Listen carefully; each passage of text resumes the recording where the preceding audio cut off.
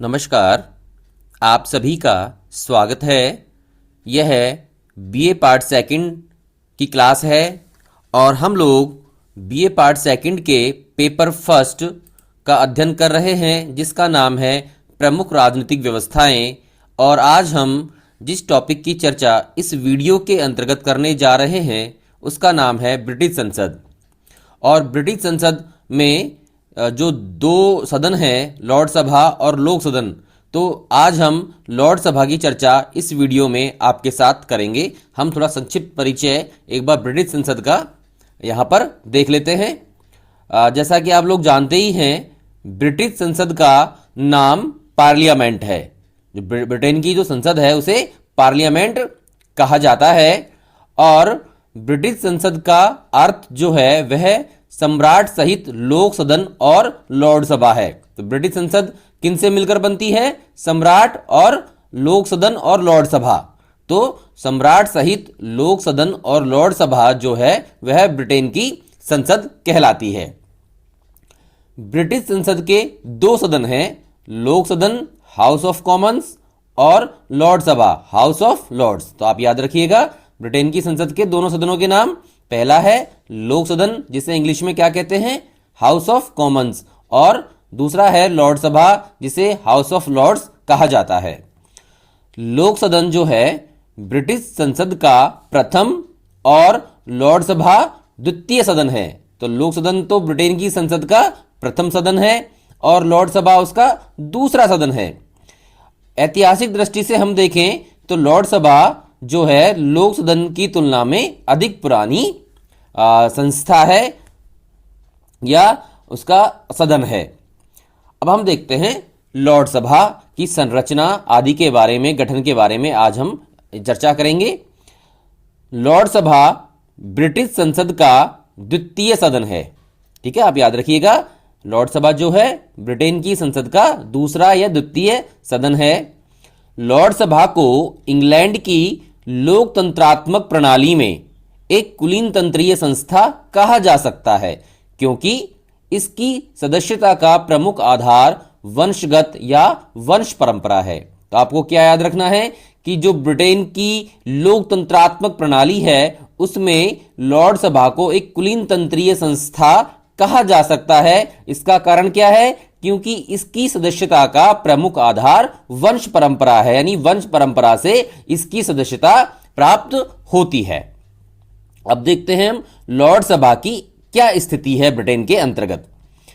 19वीं सदी के अंत तक ब्रिटिश राजनीति में लॉर्ड सभा को लोक सदन से अधिक महत्वपूर्ण स्थान प्राप्त था। 19वीं सदी के अंत तक जो ब्रिटिश राजनीति में लॉर्ड सभा जो द्वितीय सदन है ब्रिटिश संसद का, उसको लोक सदन से अधिक महत्वपूर्ण स्थान प्राप्त था। किंतु अब स्थिति परिवर्तित हो गई है और लॉर्ड सभा न केवल द्वितीय वरन द्वितीय महत्व का सदन हो गया है।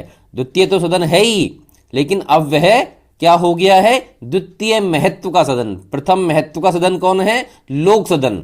तो 19वीं सदी के बाद जब परिस्थितियों में परिवर्तन आया तो लोक सदन लॉर्ड सभा की स्थिति भी परिवर्तित हो गई। वह न केवल द्वितीय वरन द्वितीय महत्व का सदन हो गया। समझ में आया आप लोगों को? हम आगे बढ़ते हैं। अब देखते हैं लॉर्ड सभा की रचना। लॉर्ड सभा एक स्थायी सदन है। जैसे हमारे यहां पर राज्यसभा एक स्थायी सदन है, उसी प्रकार ब्रिटेन में लॉर्ड सभा को स्थायी सदन कहा जाता है। लॉर्ड सभा के सदस्यों को लॉर्ड या पियर कहते हैं। लॉर्ड या पियर कहते हैं। लॉर्ड सभा की सदस्य संख्या निश्चित नहीं है, क्योंकि इसमें सम्राट प्रधानमंत्री की सिफारिश पर जितने नवीन सदस्य आवश्यक समझे नियुक्त कर सकता है। तो लॉर्ड सभा की सदस्य संख्या जो होती है वह निश्चित नहीं हो सकती, क्योंकि इसमें सम्राट जो है प्रधानमंत्री की सलाह पर या प्रधानमंत्री की सिफारिश पर जितने चाहे उतने सदस्य इसमें नियुक्त कर सकता है।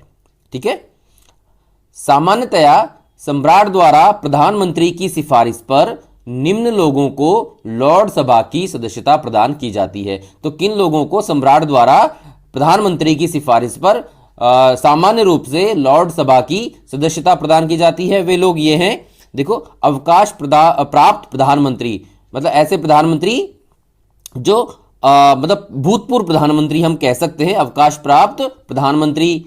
लोक सदन के अवकाश प्राप्त अध्यक्ष यानी भूतपूर्व स्पीकर। अवकाश प्राप्त सेनापति और वायसराय। उच्च कोटि के न्यायवेत्ता, न्यायविद लोग जो होते हैं ना, वे। साहित्य, विज्ञान और कला में प्रसिद्धि प्राप्त व्यक्ति। तो सामान्य रूप से ये वे लोगों की लिस्ट है जिन्हें प्रधानमंत्री की सिफारिश पर सम्राट द्वारा लॉर्ड सभा की सदस्यता प्रदान की जाती है। समझ में आया आप लोगों को?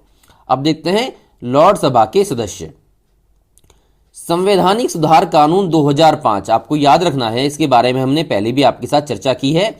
संवैधानिक सुधार कानून 2005 के बाद अब लॉर्ड सभा में केवल 3 प्रकार के सदस्य होते हैं। वे कौन से हैं?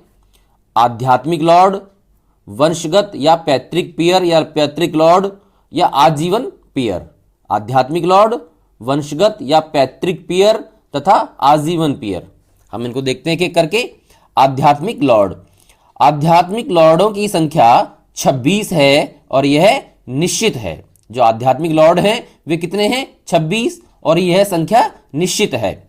इसमें एक कैंटरबरी का आर्क बिशप, एक यार्क का आर्क बिशप, एक लंदन का आर्क बिशप, एक डरहम का बिशप और एक विंचेस्टर का बिशप अवश्य सम्मिलित किए जाते हैं। यानी 5 तो ये लोग हो गए, और शेष जो 21 लोग हैं वे इंग्लैंड के चर्चों के, जो इंग्लैंड में जो चर्च हैं उनके वरिष्ठ बिशप होते हैं। बिशप क्या है कि चर्च में एक पद होता है, आर्क बिशप, बिशप, ये पद हैं।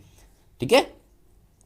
जब कभी मृत्यु या पद त्यागने से किसी धार्मिक लॉर्ड का स्थान रिक्त हो जाता है तो अगला वरिष्ठ बिशप उसका स्थान ग्रहण कर लेता है। तो कभी किसी धार्मिक लॉर्ड या आध्यात्मिक लॉर्ड की मृत्यु हो जाती है तो उससे जो नेक्स्ट सीनियर होता है बिशप, उसको लॉर्ड सभा की सदस्यता प्रदान कर दी जाती है।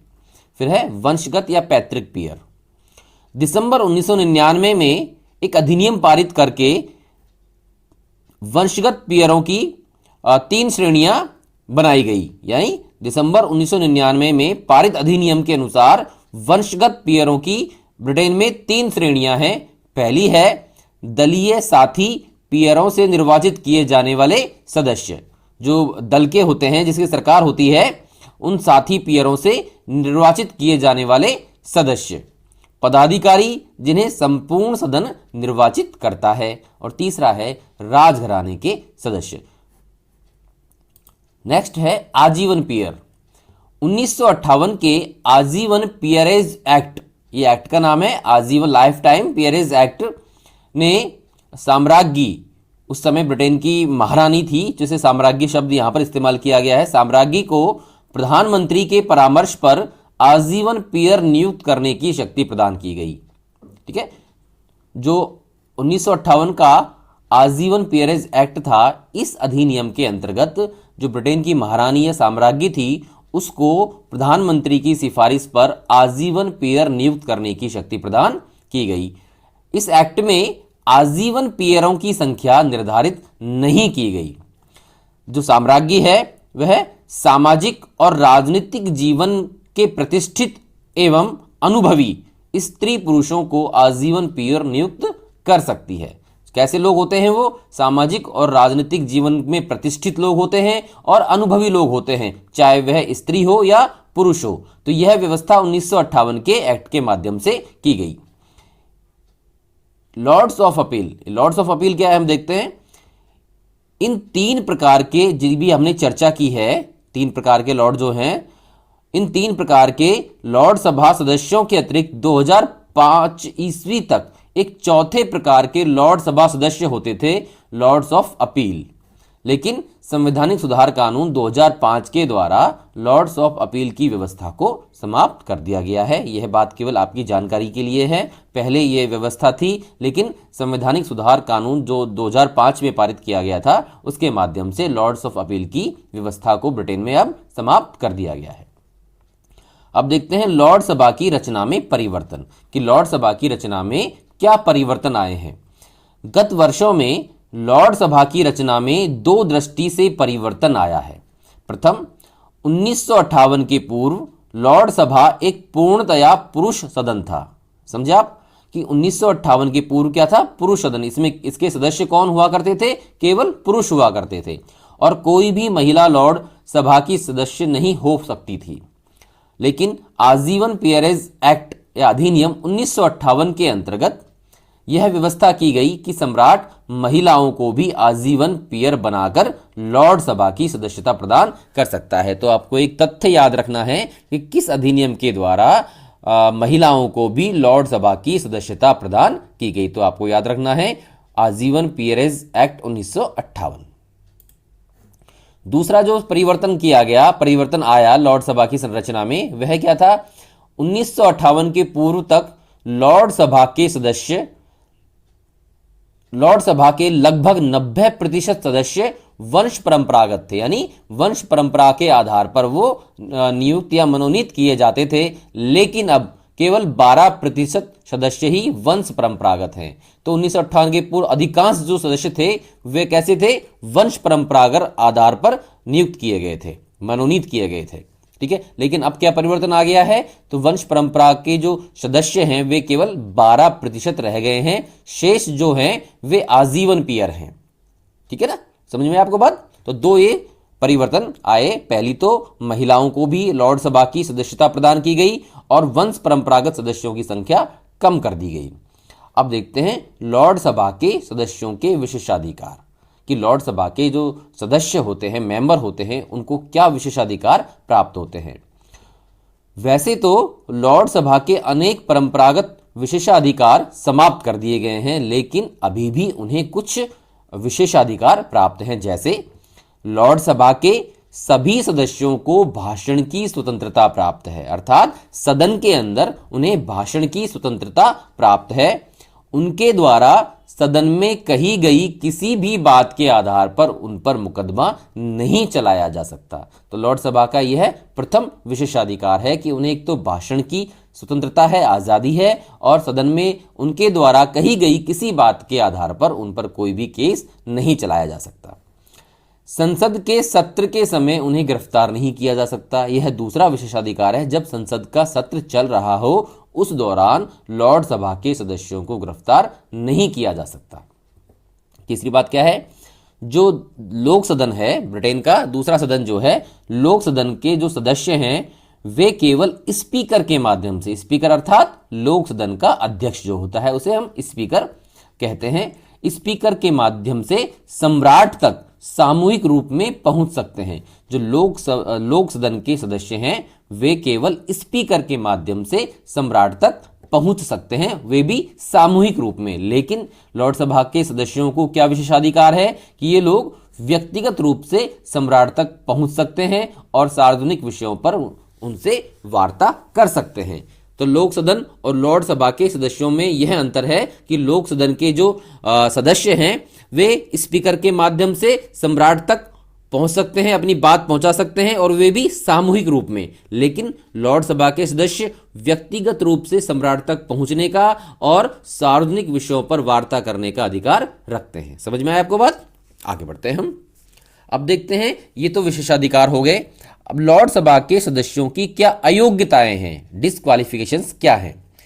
पीयर पद की प्राप्ति से एक और यदि विशेषाधिकार प्राप्त होते हैं तो दूसरी ओर कुछ अयोग्यताएं या निर्योग्यताएं भी उसके साथ जुड़ी होती हैं। जैसे किसी भी पीयर को लोक सदन के चुनाव में मताधिकार और लोक सदन के चुनाव में उम्मीदवार होने का अधिकार प्राप्त नहीं है। यह महत्वपूर्ण बात है, आप इसको याद रखिएगा कि किसी भी पीयर को लोक सदन के चुनाव में मताधिकार और लोक सदन के चुनाव में उम्मीदवार होने का अधिकार प्राप्त नहीं है। तो लोक सदन के जब चुनाव होते हैं न तो लॉर्ड सभा के सदस्य उम्मीदवार बन सकते हैं न वे उसमें अपने मत का प्रयोग कर सकते हैं। दूसरी बात, यदि कोई पीयर लोक सेवा अधिकारी है, ठीक है, यानी लॉर्ड सभा का कोई सदस्य लोक सेवा अधिकारी है, तो उसे लॉर्ड सभा में बैठने का तो अधिकार है, किंतु वह न तो भाषण दे सकता है और न ही मतदान में भाग ले सकता है। लॉर्ड सभा के अंदर जो मतदान होता है किसी विधेयक को पारित करने के समय, तो न तो वह उस समय मतदान कर सकता है और न वह भाषण दे सकता है, वह केवल बैठकों में भाग ले सकता है, बैठ सकता है। ठीक है, ये नियोक्ताएं हैं जो लॉर्ड सभा के सदस्य के साथ जुड़ी हुई हैं। अब है लॉर्ड सभा सदस्यों या पीयरों के लिए दैनिक भत्ता।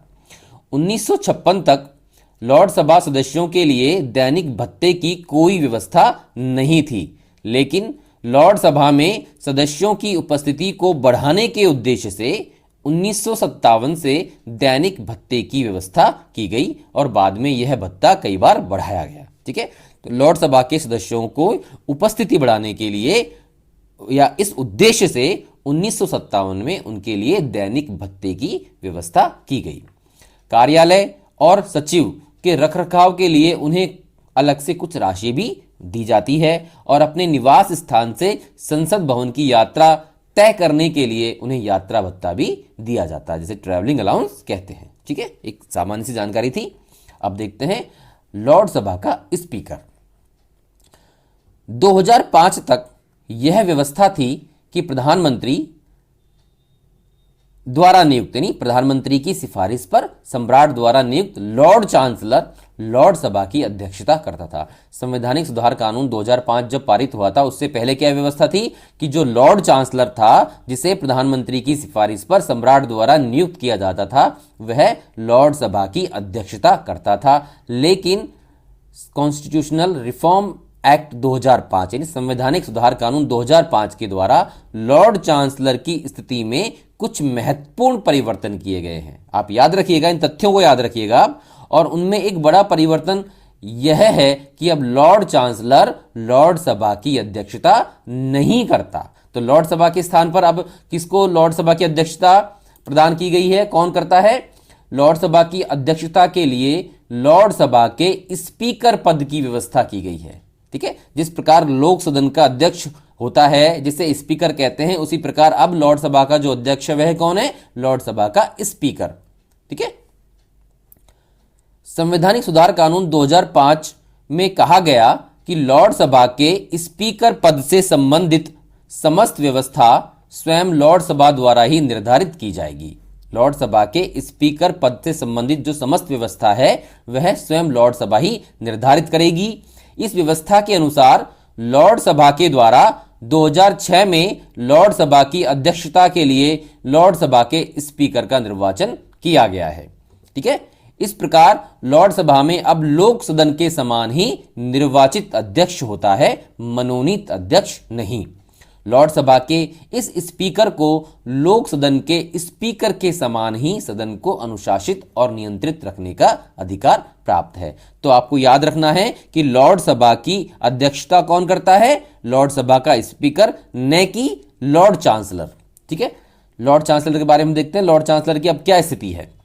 संवैधानिक सुधार कानून 2005 ईस्वी के बाद भी लॉर्ड चांसलर का पद बना हुआ है। ठीक है, ऐसी बात नहीं है कि लॉर्ड सभा के स्पीकर के पद के बाद लॉर्ड चांसलर का पद समाप्त हो गया हो, नहीं, यह पद अभी भी बना हुआ है। लेकिन अब वह क्या है?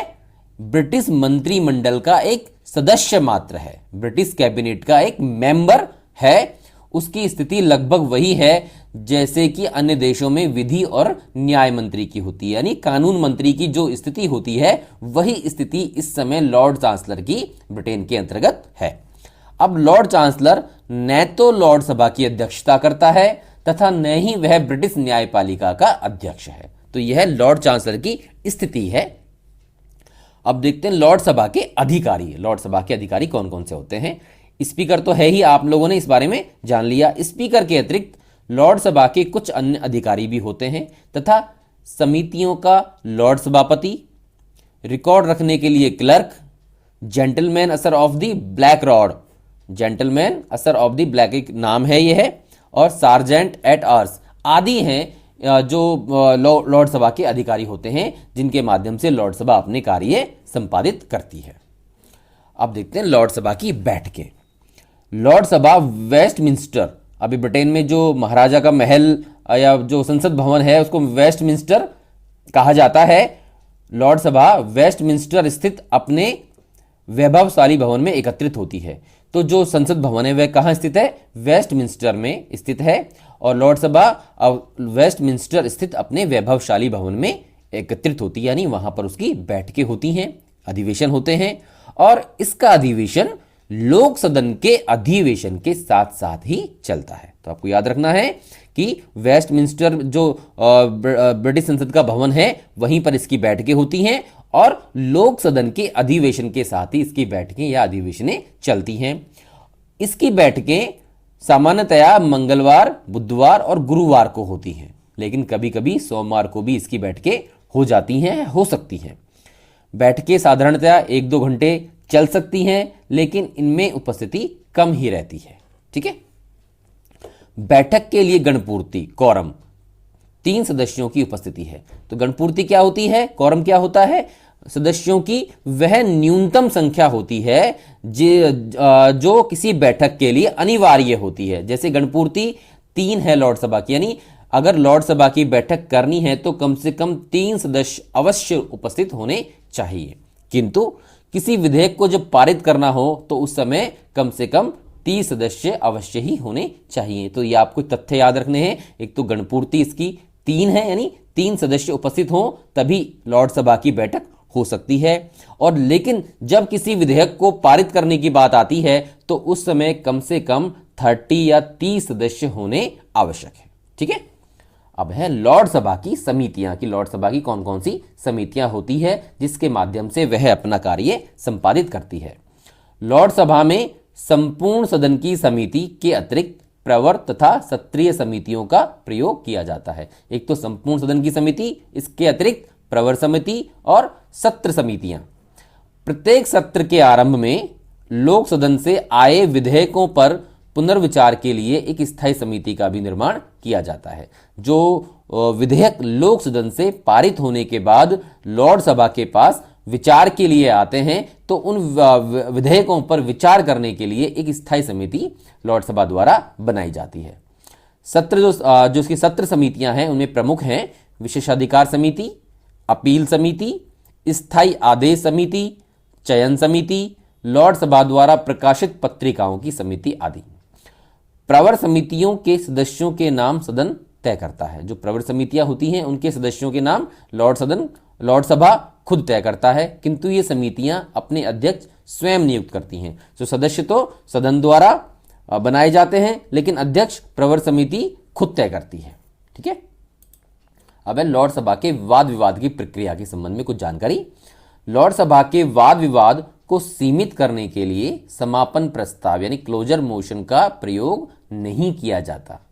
लोकसभा के जो वाद विवाद होते हैं उनको सीमित करने के लिए समापन प्रस्ताव या उन्हें रोकने के लिए समापन प्रस्ताव का प्रयोग नहीं किया जाता। इस संबंध में 2 स्थायी आदेश हैं।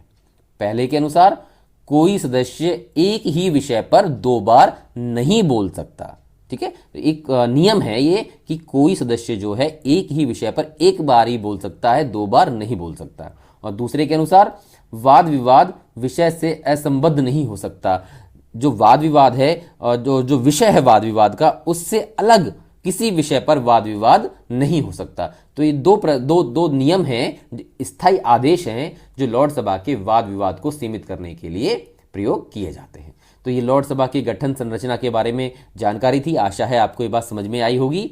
आपसे फिर मुलाकात होगी। लोकसभा के बारे में हम और जानकारी आगे देखेंगे अगले वीडियो में। तब तक के लिए धन्यवाद। और इसके अतिरिक्त आप इस व्याख्यान की PDF फाइल को वीडियो के डिस्क्रिप्शन में हमारे द्वारा दिए गए लिंक के माध्यम से आप डाउनलोड कर सकते हैं। Thank you.